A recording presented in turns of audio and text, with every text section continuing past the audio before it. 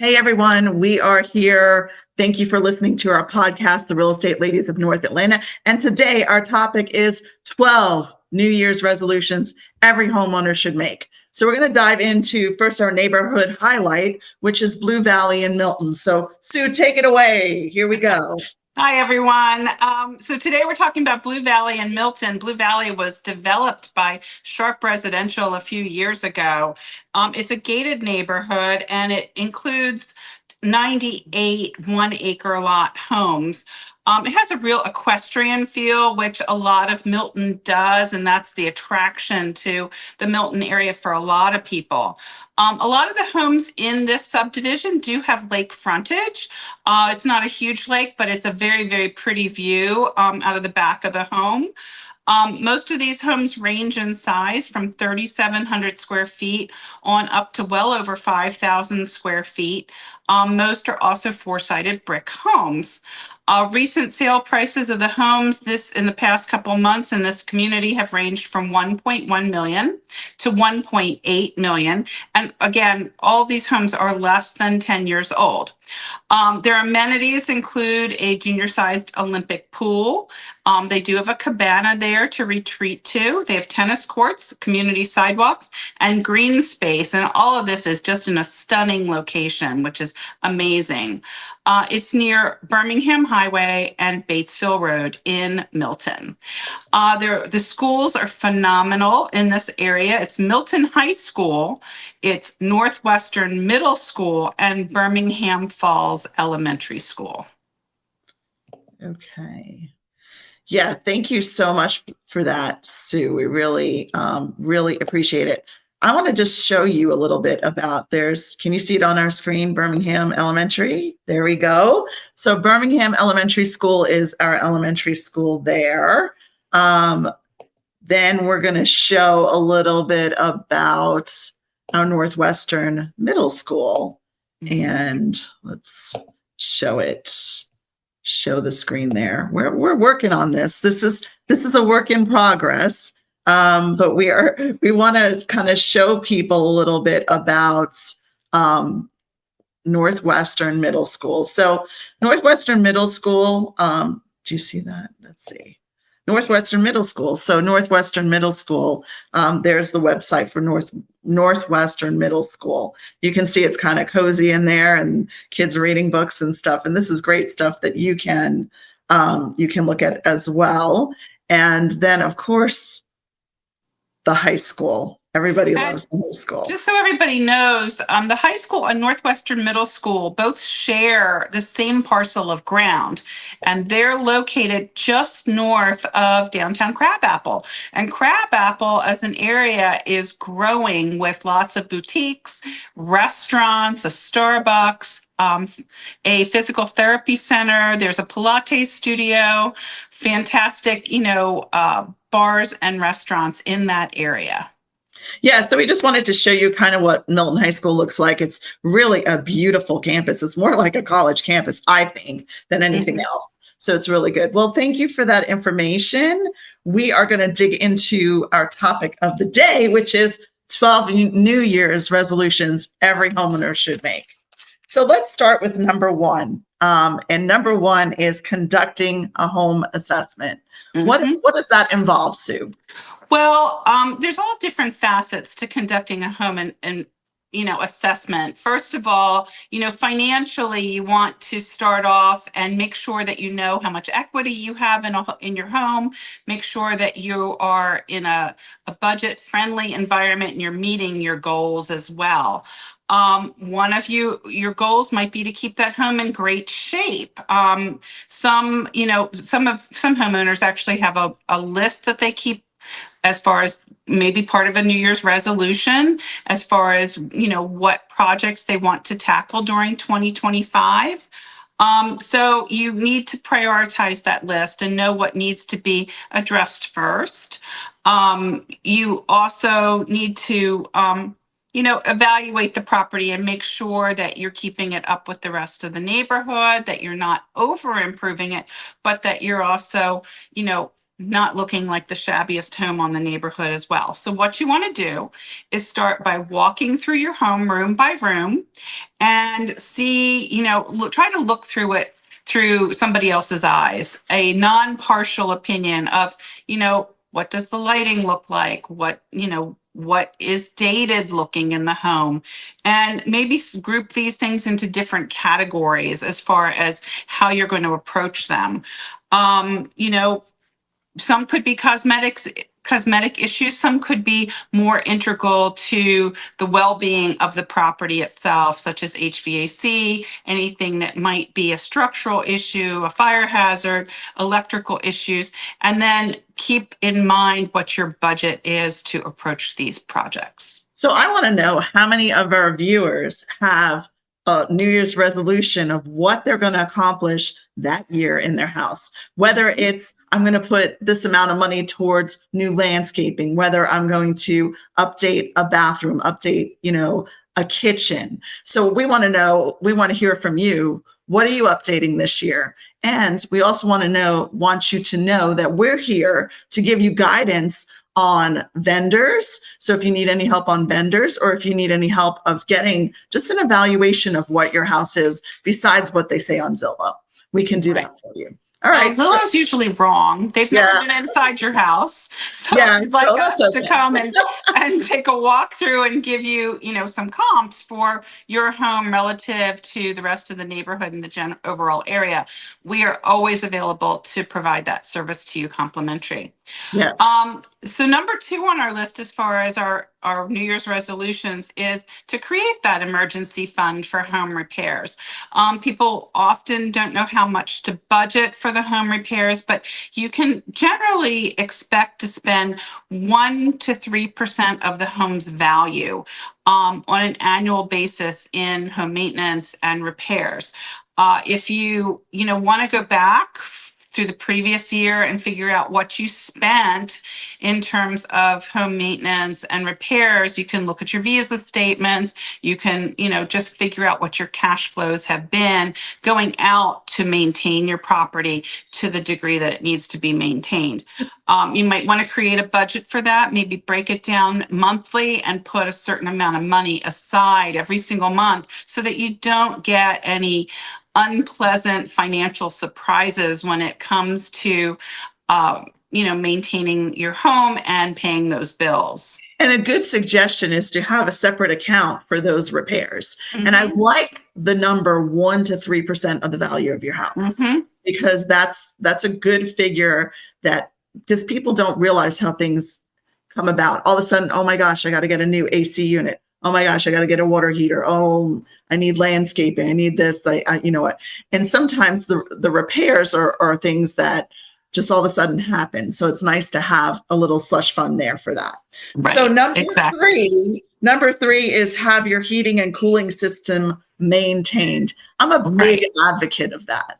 I have a service advocate of this. Yes, have a service company come out in the winter and the summer to check everything, make sure everything's running properly, so you won't have to dig into that slush funds for repairs. Right. One of the biggest things that can make the maintenance so much easier is to make sure you are changing your filters.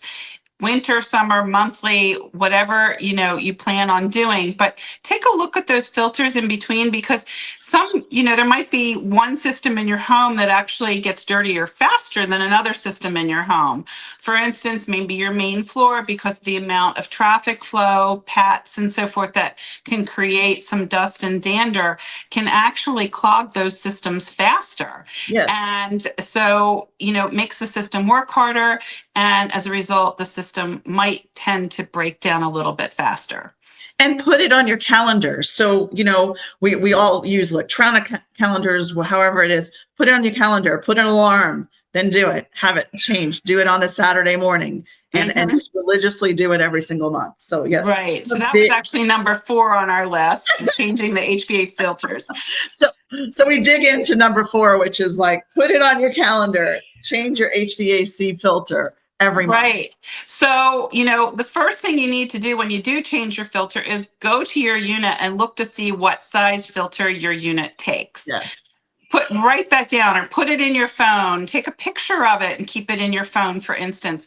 And one of the things that I found is very, very helpful is if you just go ahead and buy a box of a dozen of those filters so that you have them on hand. Because when you're doing your house cleaning, your spring cleaning, your winter cleaning, Yes. whatever it is, if you need a filter, you have it and you don't have to wait until the next time you get to a store to purchase it and then stand in the store going, what size do I need? I don't know what size that unit is. And not all your units might have the same size. So it's really important that you take an inventory and maybe keep an inventory of filters on hand. And, Amazon's great, Home Depot, Lowe's, and all that stuff. You can just order them in bulk, go pick them up, have them delivered. It can be as easy as they come to your front door and then you just put them in somewhere safe and then change them every single month. So, yes. All right. So number 5 is have your dryer vent cleaned out. I think a lot of people don't do this, or they don't realize how much lint. Like, I'm a very big, I don't know about you, and I want to hear from everybody else. Are you a person, like, every time you put something in the dryer and then you take it out, you take the lint thing out and you clean it? Or are you just a person that lets that, multiple times and then clean it? So I'm the type of person that when I have something in the dryer and I take it out, I am cleaning the lint because it's like that bugs me.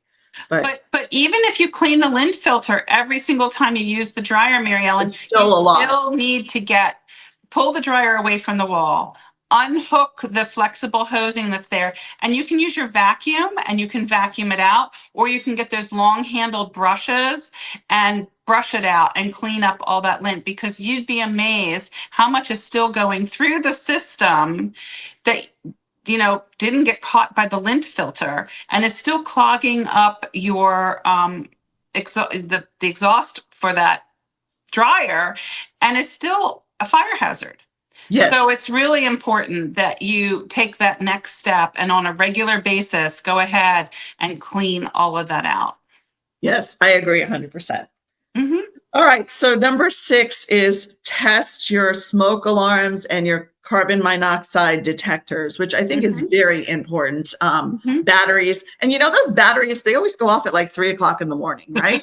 I mean, can they not go off during the day?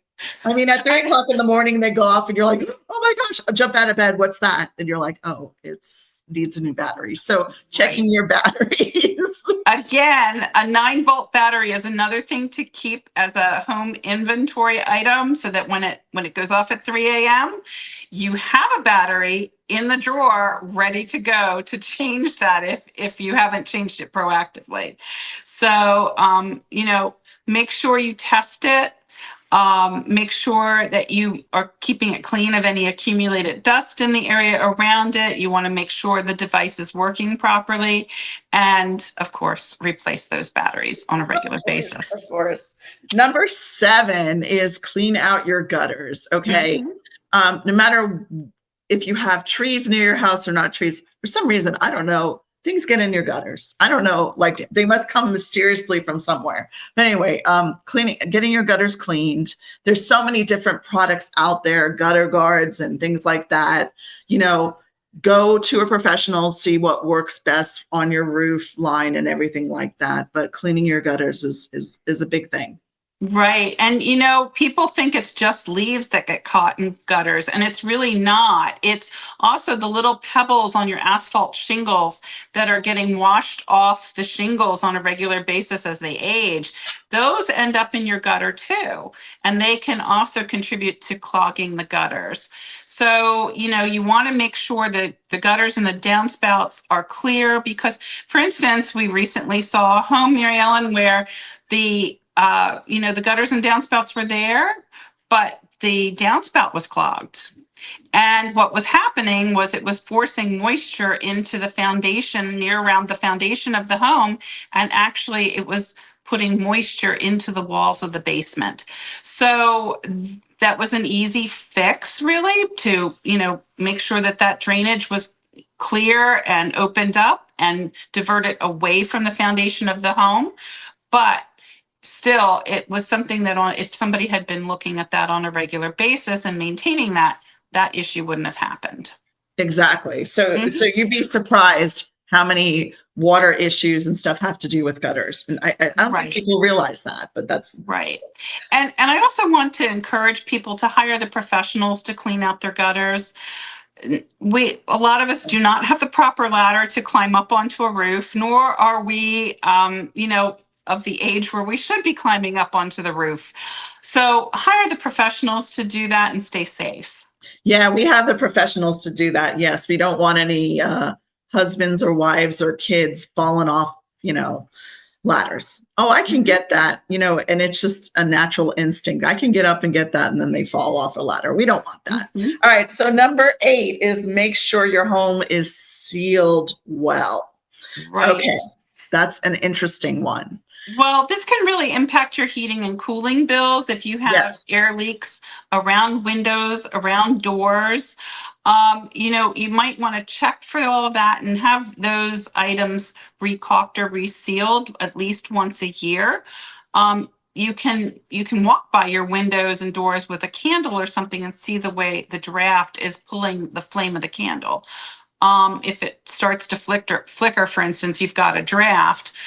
The other part that I want to mention here is you might also want to check maybe the cold spots in your home, especially when we're here in Atlanta having 30-degree weather or even colder some days. You'll find that you might have rooms that are colder than others. So what you want to do is check your insulation, because insulation sometimes needs to be redone because it ages, it does mat down, it's not as effective over time. So maybe re-insulating those areas as well and bringing in the professionals to do that again can help your heating and cooling bills and increase the efficiency of your home. And, you just need to stay on top of these things. Yeah, and I wanted to add, I had a client, and we did an inspection on a house, and you can tell there's one room in the house that's colder than one of the bedrooms was colder. So we talked with the inspector, and the inspector said, it's not that big of a deal if you can deal with it. It's only 1 or 2 degrees, but you can definitely tell it was a difference. He said it would cost more money to dig into where you had to dig in to put more than it's really worth. So really look at professionals and ask their opinions. Well, one thing that your HVAC contractor can do to help you in that situation is, adjust your dampeners and your vents and, twice a year based upon whether it's, a cool season or a hot season. Yes. A lot of times, if you just have your HVAC person rebalance those vents in your home, it's not something people remember to ask their HVAC guy to do. But once those dampeners are changed appropriately for the season, it can make a difference as to whether the room stays comfortable. If you've got like a room over a garage or something, for instance, that's really affected by the hot and the cold temperatures outside. And let's ask our viewers, who is your favorite go-to person for your ACs and your heaters? Because we always love to get referrals and give referrals out. I mean, I use Cool Ray, and I've been using them for, a long time, 30 years or something like that. And I've always been happy with them. So I just stay with them. But there's a lot of smaller companies that give you more customer service or whatever you're looking for. So whether you have to also interview those people, because they're coming twice a year. And it's funny because the same guy comes twice a year. So you get to know him, right? And then when that person leaves, then you know the new person. So let us know who you like. Also, we love to always we love to hear about great experiences that our viewers are having as well. We do. We really do. All right. So number 9 is clean your appliances. Oh my goodness, a big advocate of this. This is a great time of year to clean your appliances, especially those ovens. I mean, we've all been cooking for Thanksgiving and maybe the holidays, and your oven's probably really dirty at this point. So one of the hazards with having a dirty oven or something like that is a fire. Yes. There's a lot of grease associated with those turkeys and so forth, and that gets on the walls of your oven, and you can actually have a fire in your oven as a result of that. The other thing is pet hair pet toys get underneath your refrigerator and all. And, if you have like a wolf stove on legs, the toys get underneath there too. So you need to keep checking underneath those areas to make sure that they are staying dirt and dust free and free of all of your pet's objects as well. Yes, and cleaning out your refrigerator, just taking everything out, getting rid of things or using things, because a lot of people will take January, clean out the pantry, clean out the refrigerator, where they're going trying to get through everything in their freezer and refrigerator. So really clean that out every once in a while. And so Amazon guy just came in the dog. it's the filters you ordered, Mary Ellen, for your heater. The Amazon guy's delivering them. So I have a product that I really like as far as cleaning, and it's really great for cleaning grease in particular. It's the yellow can of Easy Off. Easy Off makes an oven cleaner that comes in a blue can, and they make like a grease cleaner that comes in a yellow can. The yellow can is amazing for cleaning like areas that really have gotten greased up, maybe around your grill or your stove hood or something like that. And also check with your appliance manufacturer to see if those vents that are in your stove hood or even the racks inside your oven, if they are dishwasher safe. Because a lot of times you can save a lot of time by popping those things out and putting them in your dishwasher and just running them through the dishwasher. Yeah, and also I'm a big advocate of cleaning my burner every single time I use it. And believe it or not, if you do not do that, it can just get really dirty really fast. So there's great products out there. There's products that are, organic and not as fumey. So just use what works for you and your lifestyle. I like to use more of the organic type situations because I don't like fumes and stuff like that. I start sneezing and stuff like that. So anyway, so clean your appliances. That's everything. Dishwasher. And you know what? You can do your dishwasher every month. You can buy like these pills. That's what I do. And you put them in to freshen them out. You can do that for garbage disposals. You can do that for your washing machines as well. So there's a lot of things out there that you can be proactive in keeping your appliances clean. Right. There are even companies now that will come and clean your trash can. Oh, yes. Did you know that? Yes. Yes, that's another thing. Every time the garbage comes back every week, I'm cleaning it because you don't want that garbage to build up. So you don't want that in your house. No. Well, that's in the garage anyway. So right. Still. But yeah, there's companies that will come and clean your garbage cans. So if you want that, we can get you that information. All right. So number 10 is inspect your roof. Okay, right. Especially here in Georgia, we get these hailstorms that are, hailstorms and tornadoes. Oh, I have to say one thing. I was talking to a client the other day moving from Pennsylvania, and she's like, I have to get a tornado shelter. And I was like, okay.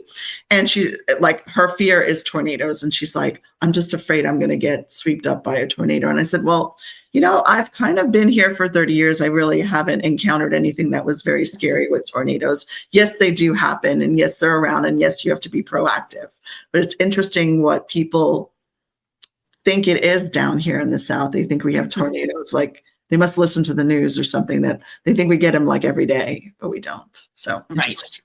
Right. So roof is so important here. If we do have a windstorm or a hailstorm, the roofing companies around here will come out and take a look at your roof free of charge. And they will highlight areas that do get damaged by, maybe shingles were lifted or broken because of the weather. And then you can, contact your homeowner's insurance company to see how they'll approach that.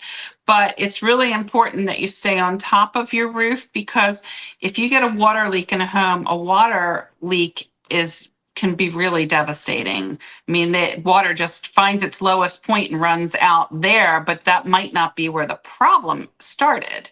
So you really need to, to keep on top of it. You don't need to climb up on your roof again. You don't need to risk So injury. There are professionals that will come out and take a look for you free of charge, and they will, check shingles and see if your roof does need any work. And sometimes, an ounce of prevention can really save you a lot of money financially. and you don't want any mold grows really fast here in Georgia because of the humidity. So you don't want that water damage, and then you're having molds, and then that's a whole nother can of Right. worms you have to deal with in your house. So Yeah, well, our roofs tend to get a lot of algae on them here because we have a lot of trees.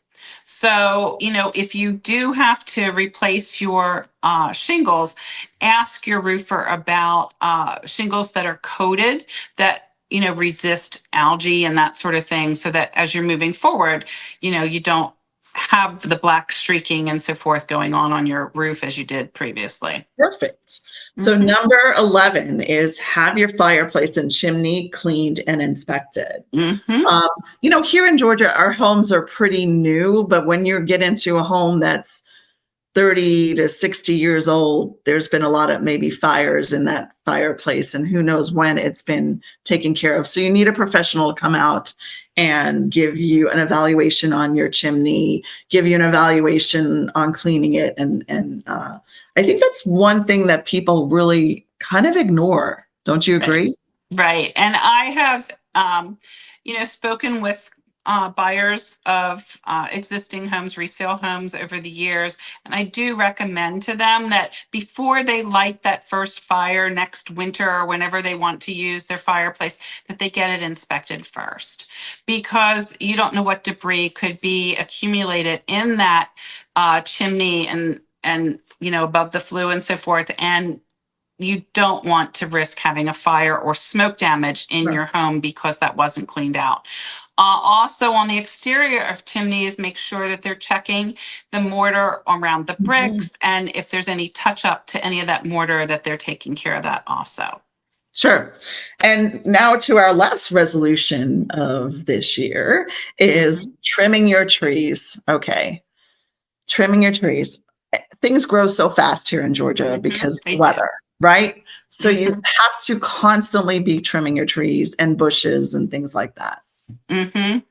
Yeah, you don't want to run into the situation where we do get a storm, which we don't get winter storms here all that often. But when a storm, when snow or ice lays on a branch of a tree, those branches can come down.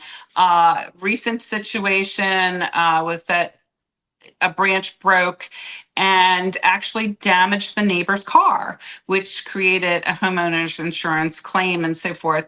So try to avoid that situation. Step back at the street line, look at your trees, make sure that they are, healthy, first of all, that you're getting the dead limbs trimmed out of them, and that they're being lifted from the ground so that your grass and everything else can grow around them appropriately. Yeah, and in the spring and summer and the fall, we do get a lot of storms. So after a storm, there might be a lot of wind and there will be branches around too. So always look up for picking up branches and trimming trees. Right. And you want the trees trimmed away from your house, because here in the North Metro Atlanta, Georgia area, we do have a lot of squirrels and we have a lot of trees. And the squirrels can get into your attic very, very easily just by climbing the tree next to your house and jumping onto your roof. And that's a So, whole nother can of worms there, getting rid of yes, it squirrels is. out of your attic, We could do a whole podcast on what kind of damage squirrels can do to an attic. So, so keep those limbs trimmed away from your house. Okay, perfect. So we gave you some 12 great New Year's resolutions every homeowner should make. Now we're going to dig into what we love about North Atlanta. And today we're going to talk about skating rinks. Who would think in Georgia you have skating rinks, but we do have a big population of kids doing hockey, doing figure skating, and just public skating, which is so amazing. So Yeah, well, Mary Ellen, I was a skater. That's why when I put this podcast together, I, wanted to do this particular part of this podcast. I actually skated in nationals many, many years ago. Wouldn't catch me doing that now. All But right. anyway, I love skating rinks. Grew up on skating rinks up north, and just think it's so cool that we have places like the Cooler here in Alpharetta. It's a family-friendly skating center. They do have ice hockey there. They do have figure skating. You can get camps, clinics, lessons. You know, for any family member, all different age groups, different leagues are offered there. So it's a perfect place for competitive skaters or ice hockey players to start out. Yes, definitely. Okay. Next one we have, go ahead, is We have ice skating in Avalon, and this is actually only a limited time of the year. It usually starts in November. It ends by the end of January. Most years, I think this year it'll end on January 20th, 2025. But it's a Rockefeller inspired ice skating rink. It's a family favorite in Avalon, near Alpharetta during the holidays. You do need to book reservations to skate there. Book those in advance. There is a website that covers some of this for Avalon, and it's just a timeless activity in the heart of Alpharetta, and such a great place for people to watch skaters. Sometimes they do have exhibitions there, but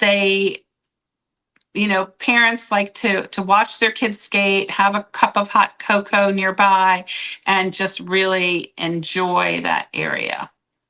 perfect. And then the next one is in Cumming. So Cumming, which we love Cumming, is and that one I've been to. I've been, when your kids are young, you definitely do those fun things of like skating and activities with your friends and stuff. But this really plays the ice. Tell us a little bit about there. And I know that they have like great hockey and a lot of hockey kids are playing there. Right. Well, the ice opened in August of 2010. It's located in Forsyth County in Cumming, Georgia. And it's a great place for people who love to figure skate or play ice hockey to come together. And, there are public skating sessions there that everybody can enjoy. You can also perhaps schedule a child's birthday party there. It's a great venue to bring everybody together and participate. Okay, great. Carry on with the next couple ones. Number 4 is the Center Ice Arena. It's located in Sandy Springs, Georgia. That's south of Alpharetta, around the perimeter area of the North Metro Atlanta area, close off of 285. This rink offers public skating. They do have house ice hockey leagues. They offer clinics. They offer classes. They offer opportunities for parties and an adult hockey clinic as well.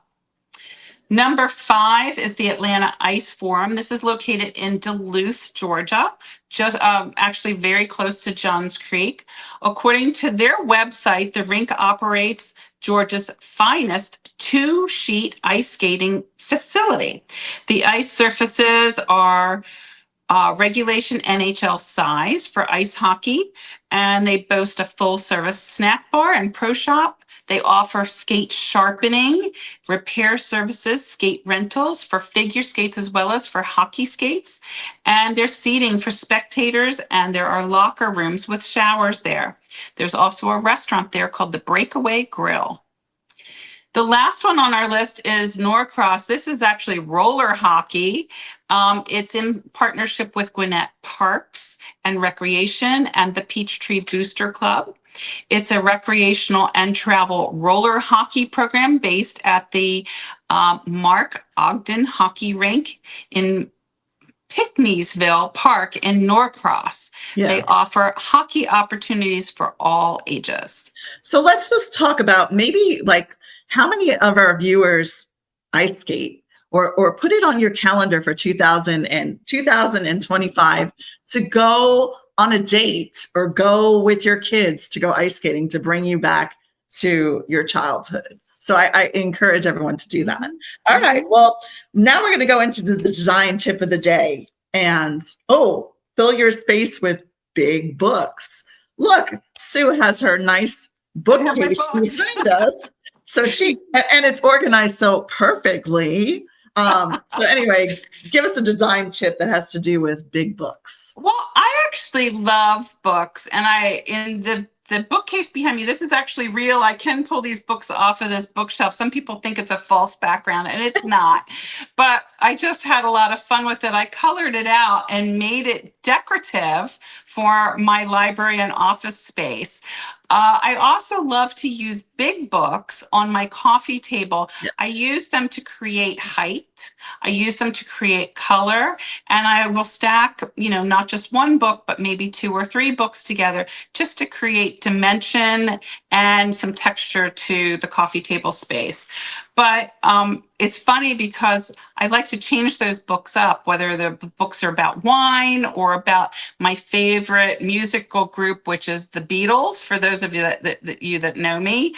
And my friends and family will come in and say, what book does Sue have here now? Oh, this is a book on cats. And they'll start thumbing through the book just because it's just an entertaining and fun book. And then it creates conversation as well. Yes, I mean, creating conversation. So how many people here, our viewers, want to create more conversation in your house instead of being on your phone and having your kids come in and say, well, what crazy books on the coffee table today? What is it about? Travel? Is it about art? Is it about cats? Is it about dogs? What is it about? So I love that. Well, thank you for the design tip of the day. So today we discussed a highlight neighborhood of Blue Valley in Milton, Georgia, which is very equestrian. We talked about the 12 New Year's resolutions every homeowner should make. And we want to know how many of those 12 of them are you committed to this year?